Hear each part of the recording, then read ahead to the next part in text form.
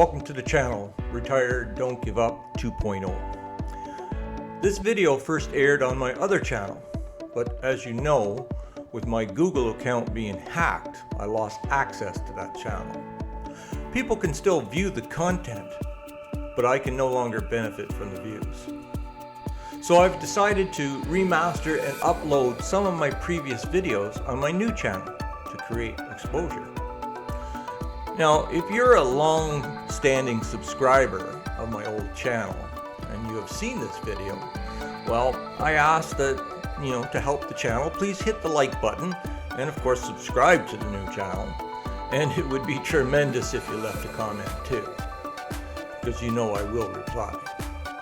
And if you're a new viewer, well, welcome to the channel. Enjoy the video, and of course, please subscribe and leave a comment. Thank you for your support. Good afternoon. Welcome to the channel, Retired Don't Give Up. Today's video is going to be about the consequences of driving in Thailand, mainly driving a motorcycle in Thailand without a license. This is mainly about people that do not have a motorcycle license. And they come to Thailand and they want to rent a motorcycle to be able to get around easy and see all the sights. And I understand many times we've been to many places. We've been to Krabi, we've been to some of the islands, and at the hotels that we've stayed at, there's always been motorcycles for rent. Now they're little scoopies and they're Honda Clicks. And they're very small. And the truth of the matter is, they're like riding a bike. They're pretty easy to ride. They're not that heavy. And so, of course, tourists come here and they look at it and go, well, I can do that.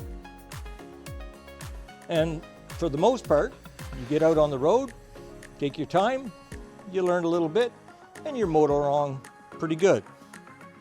Now, I read in the Asian news an article on Phuket where so far this year 17,000 fines have been handed out to tourists for driving without a license. Also 2,300 fines handed out to local Thais for driving without a license. I mean, Thailand is trying to make their roads safer. And I understand that. So the last little while, especially this year, they've come out with new license requirements, and they're clamping down on motorcycle helmet laws and so forth. They're making an effort. So again, they've centered this article on Phuket, 17,000 fines so far this year. Now, when you read through the forum, it shows that most of the complaints, the replies, talk about how the unfair difference between the foreigners being pulled over and the locals being pulled over. And that's pretty prevalent with the helmet laws as well, especially here. You see more and more locals driving with their helmets, but there's still just as many that drive without. It's a 2,000 baht fine if you're caught driving a motorcycle without your helmet. If you rent a motorcycle from the local hotel that you're staying at, they will give you a helmet with the motorcycle. Now trust me, the helmet they give you, especially the one that we got when we were in Krabi, it was literally plastic. It was between having no helmet and barely having a helmet. Mostly just to keep the local police happy, saying you're riding with a helmet. This is a more local Thai helmet. Again, it does have some cushions. It is somewhat protective. And of course, in Thailand, it's legal. In Canada, it would not be. It would not have the DOT sticker.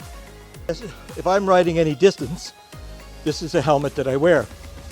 It has, of course, the Bluetooth so that I can connect to my phone. But the thing is, back here, it is considered a DOT, the equivalent DOT safety helmet. And again, this is Gatai's helmet. Same idea. It is the safety sticker for Thailand, showing it is a proper safety helmet. Recently, on Facebook, a female tourist coming to Chiang Mai wanted to know what the fines were for driving a motorcycle in Chiang Mai without a license.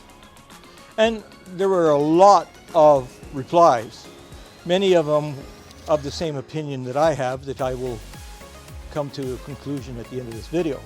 But a lot just simply told you it's a 2,000 baht fine.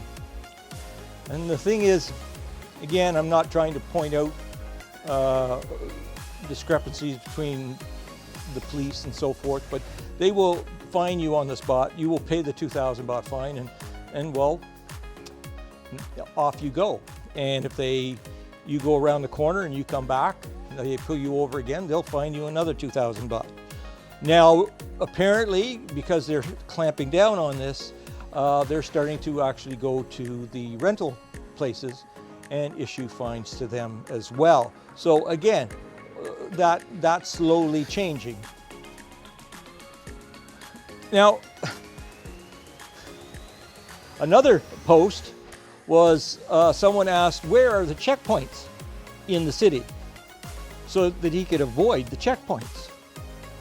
Again, worried about that 2,000 baht fine. Now, the thing is, you come here, you rent a motorcycle, and you're worried about a 2,000 baht fine, and that seems to be the only thing you're worried about. Well, to me, that's the least of the consequences of riding in Thailand without a license. And again, if you are licensed in your own country and you come here, and if you have, like I have I now have full Thai license, you've seen that video, but before I had my motorcycle license and I had my international license that allowed me to drive internationally in Thailand. But even if you do not have your international license and you do have your motorcycle license, well, that means you have experience riding a motorcycle. And therefore, again, I don't condone it, because you should have the international license, but at least you are a licensed motorcycle rider where you would have, I would expect, motorcycle sense. And that's really what this video is all about. The thing is, chances are when you're coming from your country, you're coming to Thailand, one of the first things you have to get used to is we drive on the other side of the road. So if you are riding your motorcycle and you're making a right-hand turn, well, you're not turning right to right, into the next lane. You're going across and turning past the right-hand lane. Sounds simple, but trust me, it takes a long time for your muscle memory to realize, hey, you have to stay on the left-hand side of the road. That in itself can pose quite a hazard. Again, motorcycle sense. Motorcycle sense meaning you've gone and you've taken a motorcycle course and you learn about certain things, like, say, for instance, target fixation. Now, target fixation is simply when you're riding your motorcycle and you see something on the road, if you focus your attention on that spot, well, there's a really good chance you're going to hit whatever that is. Meaning, if you see a pothole on the road, you're trying to go around it, but you're get close and you keep looking at it, well, like I say, really good chance you're going to hit it. There's the old saying is, look where you're going, because you will go where you look. The thing is, again, when you get on that little scooter and you get going, you don't think of this, you don't know anything about this. And off you go. And you are going to go pretty careful as you go, but as you go along, you're going to get more confident. Of course. It's a simple little motorcycle to drive. So you may be only going along at 25 kilometers per hour in the morning, but by 4 o'clock in the afternoon, you're scooting along at 35, 40.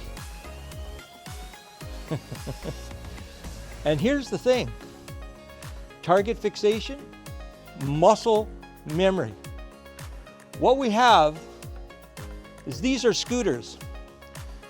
This is, of course, the ADB 350, and this is as big as the scooters you're going to get, but it's still a scooter, meaning it has no foot controls. It has no foot brakes. It has no gears. So when you rent that little motorcycle, it has no gears. So it's just like turn the throttle and go. Now, it has 2 front brakes. As you can see, there's a left brake and there's a right brake. And of course the throttle is on the right-hand side.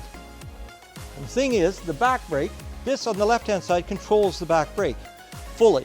Also, it adds about 30% onto the front brake.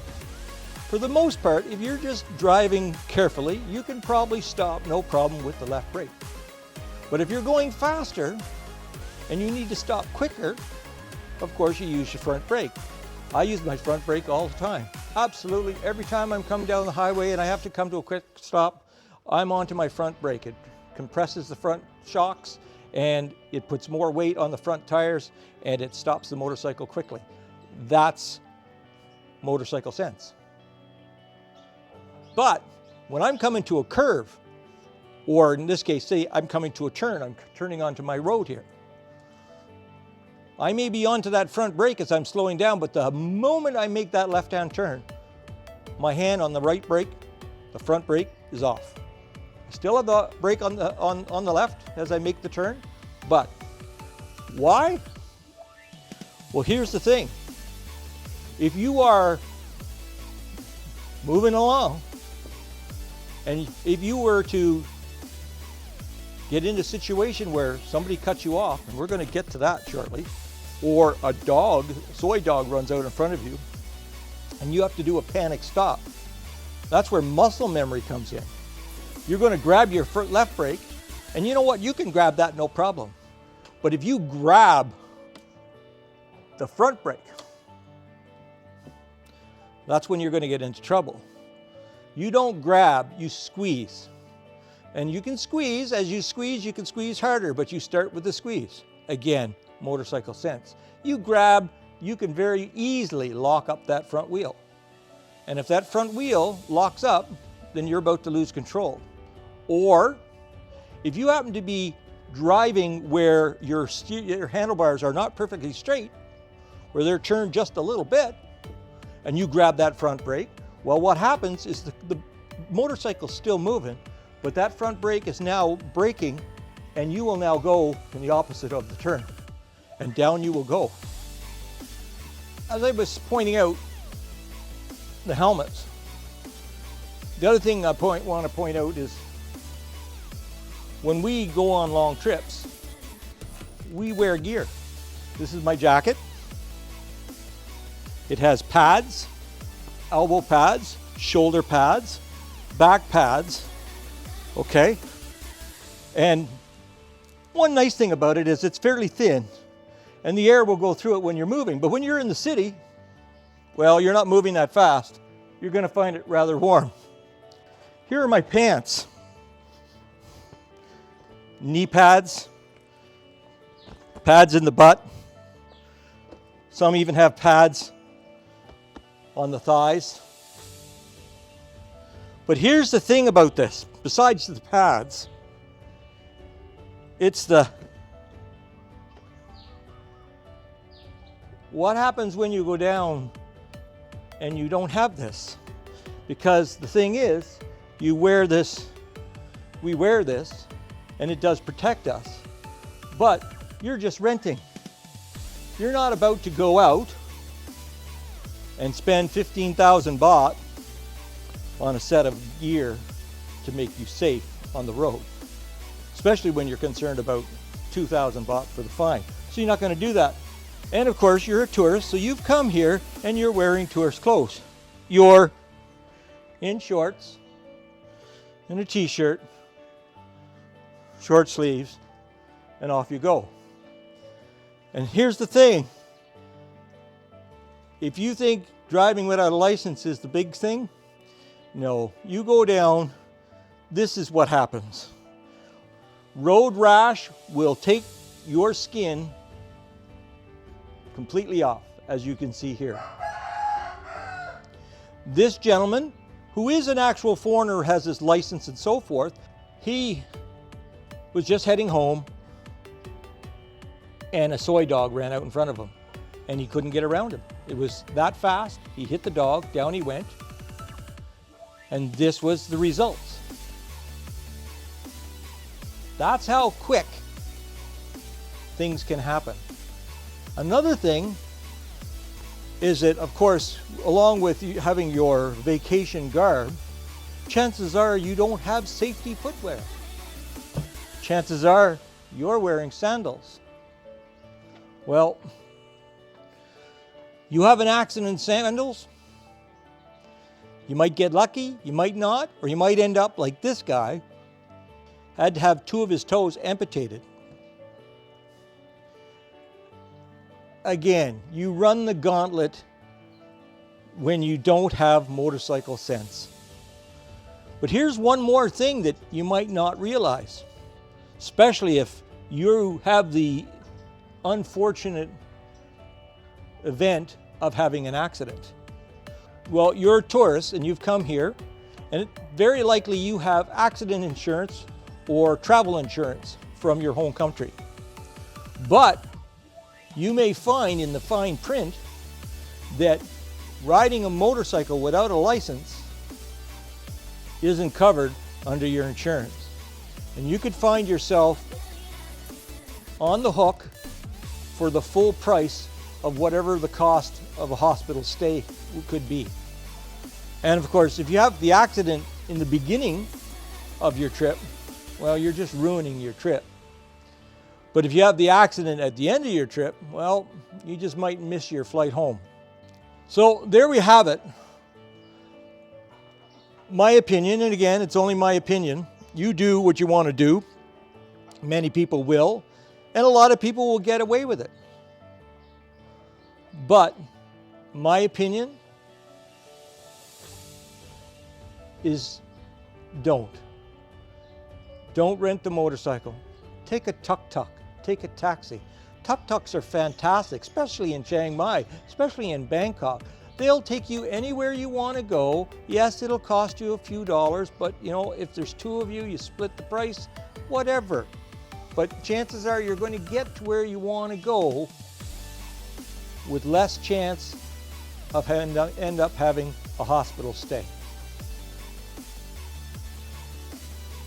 So until next time, bye for now, and remember, don't give up. Okay, honey, got it done. Silly birds. Done. Okay.